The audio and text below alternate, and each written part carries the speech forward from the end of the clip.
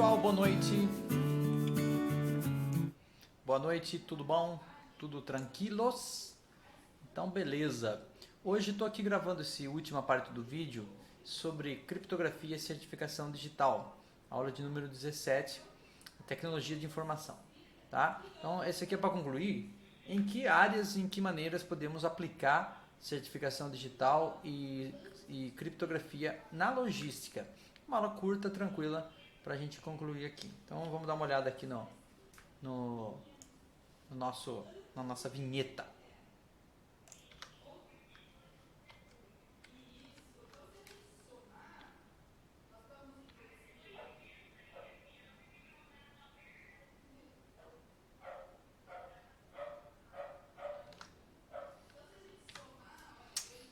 É isso aí. É isso aí. Então, para essa aula, eu estou aqui mexendo no lugar errado. Para essa aula, então, nós vamos entender aqui essas aplicações e vamos usar aqui a nossa apresentação, tá? Nossa apresentação já vai entrar no ar aqui. Aí está. Então, a aula de hoje serve para quê? Para mostrar possíveis aplicações de criptografia e certificação digital na área de logística, como já dissemos. Bom, a aplicação na logística, primeiramente, da parte de criptografia. Nós podemos aplicar criptografia quando nós estamos falando de roteirização de cargas. Por quê?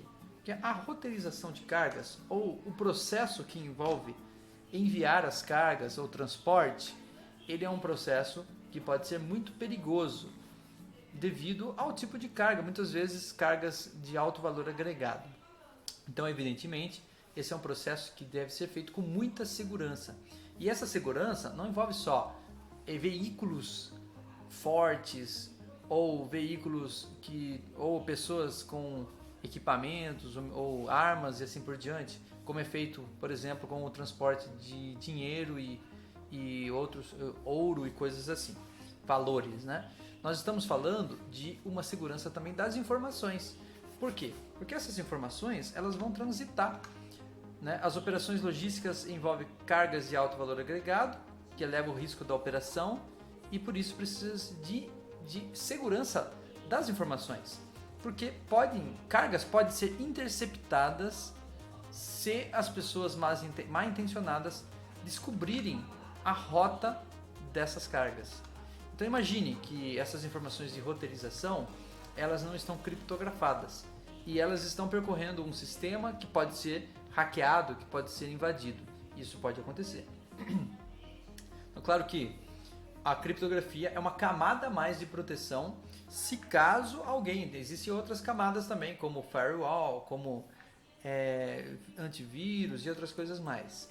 Mas se alguém ainda se invadir, essas informações, estando elas transitando entre as partes, entre a transportadora e outras, de forma criptografada, então isso vai evitar que alguém intercepte e tenha informações estratégicas, por assim dizer, para que eles possam planejar, de repente, até mesmo um local onde vai ser feito um assalto. É o que está dizendo aqui no nosso slide, né? Eles tinham talvez a chance até mesmo de planejar um assalto. Então, imagine, isso aí é como a logística de guerra, né? Que na Segunda Guerra Mundial haviam máquinas interceptando dados dos alemães, ou dos alemães para os ingleses, do inglês para os alemães, com o objetivo de descobrir aonde estaria determinado destacamento de guerra e assim por diante, para pegar esse grupo de surpresa. E na Segunda Guerra Mundial, então, surgiu a criptografia para que exatamente não houvesse essa tradução. Uma máquina chamada Enigma alemã foi utilizada para que ela tivesse mensagens cifradas, mas ingleses também desenvolveram uma maneira de hackear isso aí, certo? Então essa é uma das maneiras de aplicar a criptografia na logística, reutilização de cargas seguras. Outra coisa são as informações e dados, mesmo que não tenham a ver com a transporte. Informações e dados gerais relacionados à logística. Nós sabemos que, por aulas anteriores, como nós estudamos, que para você ter uma logística eficiente e ágil, e que os processos sejam rápidos, etc., é necessário o uso de sistemas de informações que muitas vezes envolve dados nas nuvens, e envolve compartilhamento de dados entre várias empresas e assim por diante. Então, se eu coloco dados na nuvem ou em sistemas que estão na internet, coisas assim, obviamente eu torno esses dados vulneráveis a um ataque. Né? Não estou falando só de dados de transporte, qualquer dado. Dados estratégicos envolvendo armazenamento, disponibilidade, etc. e tal. Essas informações estratégicas têm que estar armazenadas e de forma segura. Então, mais uma vez, uma outra maneira, a criptografia deve estar envolvida aí para ajudar a proteger essas informações estratégicas. Certo? Até aí tudo bem? Então, vamos falar um pouquinho agora de como aplicar a certificação digital. A certificação digital é algo parecido com isso, mas tem uma outra aplicabilidade. Né? Por exemplo, a certificação digital pode ser aplicada na comunicação entre parceiros. Essa é uma outra questão que nós vimos em aulas anteriores, que o processo logístico eficiente entre empresas parceiras é necessário gerar sistemas de informações integrados. E muitas vezes a comunicação entre esses sistemas, a troca de documentos e dados entre uma empresa e outra. No meio dessa troca pode haver uma interceptação, pode haver algum tipo de roubo, algum tipo de falha, algum tipo de... Né? Imagine se você troca informações num papel, alguém pode simplesmente pegar, essa falha pode acontecer dentro das próprias empresas. Então, isso pode criar situações perigosas envolvendo envio e recebimento de dados falsos e mal intencionados. Alguém pode se passar por alguém pode invadir, o próprio funcionário, ex-funcionários. Quantas coisas podem acontecer entre essas comunicações entre parceiros?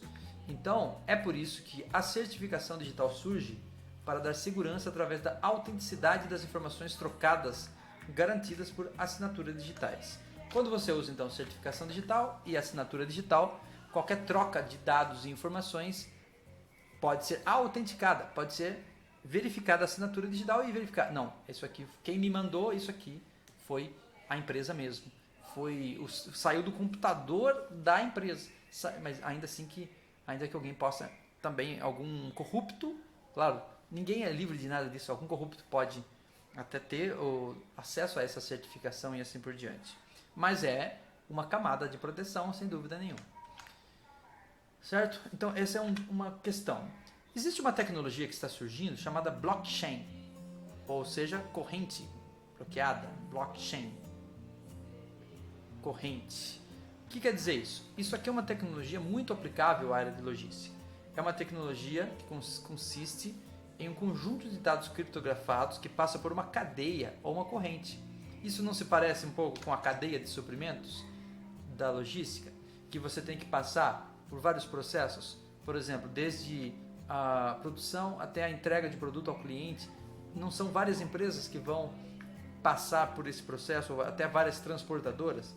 Então, se elas vão se comunicar entre si e se esses dados podem ser unificados para que todo mundo veja todo mundo, sem correr risco de alguém invadir ou alguém descobrir, então você pode usar um tipo de criptografia que está surgindo chamada blockchain, uma tecnologia em que todas as partes de uma cadeia precisam ter uma atividade em uníssono, criando uma criptografia em conjunto. Quer dizer, qualquer computador ou qualquer host fora dessa cadeia é intruso, não é bem-vindo e não poderá participar dessa atividade por não ter uma assinatura digital. Então, essa maneira de trabalhar com a criptografia de ponta a ponta, enquanto os processos percorrem diversas empresas diferentes até chegar ao cliente, chamado de blockchain, é uma tecnologia inovadora, interessante e totalmente aplicável à logística. Só estou citando aqui coisas que podem existir. Finalmente, de forma mais genérica aqui, outras aplicações estão envolvendo a emissão de documentos, por exemplo, como a nota fiscal, como o CT eletrônico, o AWB e outros documentos.